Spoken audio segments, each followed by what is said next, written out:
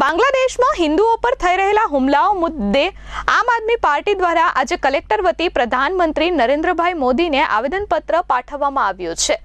આમ આદમી પાર્ટીના સુરત પ્રદેશ મહામંત્રી રાકેશભાઈ હિરપરાની આગેવાનીમાં તમામ હોદ્દેદારો તેમજ કોર્પોરેટરો અને કાર્યકર્તાઓ મોટી સંખ્યામાં કલેક્ટર કચેરી પહોંચ્યા હતા અને હિન્દુઓ પર થતા અત્યાચારો બંધ કરવામાં આવે તે અંગે આવેદનપત્ર પાઠવ્યું હતું।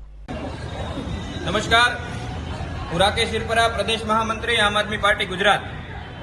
भारतीय उपनिषद में अयम निजः परो वेति गणना लघु चेतसाम उदार चरितानाम तु वसुधैव कुटुंबकम।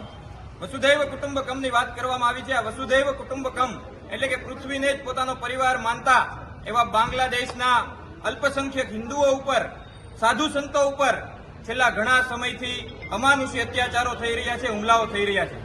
સમગ્ર વિશ્વના હિન્દુઓ, સમગ્ર વિશ્વના નાગરિકો અને માનવ અધિકારની ચિંતા કરતા લાગણીશીલ ચિંતકો આ ઘટનાથી દુઃખી છે, વ્યગ્ર છે। ભારતના સમગ્ર દેશના લોકો આ ઘટનાથી ચિંતિત છે અને આક્રોશિત છે। આમ આદમી પાર્ટી ગુજરાત આજે સમગ્ર ગુજરાતમાં આ મુદ્દે આવેદનપત્ર પાઠવી રહી છે અને સરકારને વિનંતી કરી રહી છે કે ભારત સરકાર આ મુદ્દે હસ્તક્ષેપ કરે।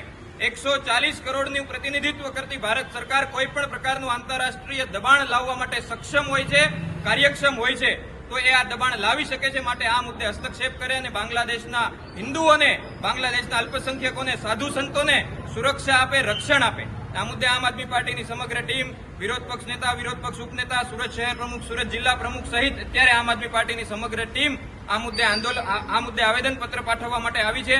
અને સાથે સાથે સમગ્ર ભારતના લોકો વતી અમે બાંગ્લાદેશના કટ્ટરપંથીઓને પણ ચેતવણી આપવા માંગીએ છીએ કે તમે આ તમારો જે બાંગ્લાદેશ છે એ પણ ભારતને કારણે, ભારતના દીકરા દીકરીઓને કારણે તમારા બાંગ્લાદેશનું અસ્તિત્વ છે। 1971માં જ્યારે પાકિસ્તાનના કટ્ટરપંથીઓને, પાકિસ્તાનની આતતાયી સેના તમારા ઉપર અત્યાચાર કરી રહી હતી ત્યારે ભારતના દીકરા દીકરીઓએ પોતાનું લોહી વહાવડીને તમારા બાંગ્લાદેશનું સપનું સિદ્ધ કર્યું છે। માટે બાંગ્લાદેશમાં વસતા હિન્દુઓ અને સાધુ સંતો ઉપર અત્યાચારો કરવાનું, હુમલા કરવાનું બંધ કરો, નહીતર આ 140 કરોડનું પ્રતિનિધિત્વ અને સક્ષમતા ધરાવતો ભારત દેશ છે કોઈ પણ પ્રકારના હુમલાનો જવાબ આપવા માટે, કોઈ પણ પ્રકારની સમસ્યાઓનો સામનો કરવા માટે આ સક્ષમ છે।